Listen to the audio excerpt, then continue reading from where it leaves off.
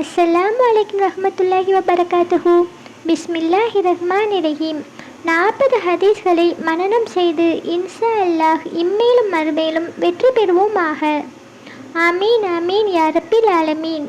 இந்த தலைப்பின் கீழ் நாம் காண இருக்கும் 2வது ஹதீஸ் என்னவென்றால், நம் கடைசி வார்த்தை எப்படி இருக்க வேண்டும். நம் கடைசி வார்த்தை எப்படி இருக்க வேண்டும் என்று நம் நபிகள் நாயகம் ஸல்லல்லாஹு அலைஹி வஸல்லம் அவர்கள் நவிந்துள்ளார்கள். எவருக்கு அவருடைய கடைசி வார்த்தை லா இலாஹா இல்லல்லாஹ் என்று இருக்குமோ அவர் ஸ்வர்க்கம் புகுவார்.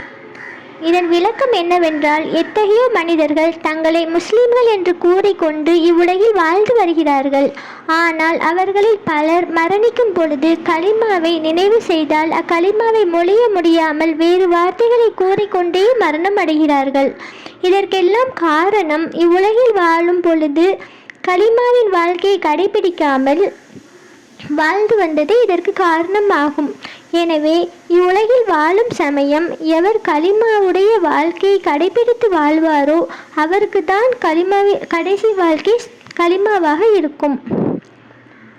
சரியத்தில் தடை செய்யப்பட்ட காரியங்கள் அனைத்தும் கலிமாவிற்கு மாற்றமானதாக இருக்கிறது. எனவே சரியத்தில் தடை செய்யப்பட்ட காரியங்களை செய்யாமல் ஒவ்வொரு முஸ்லீமும் தம்மை பாதுகாத்து கொள்ள வேண்டும்.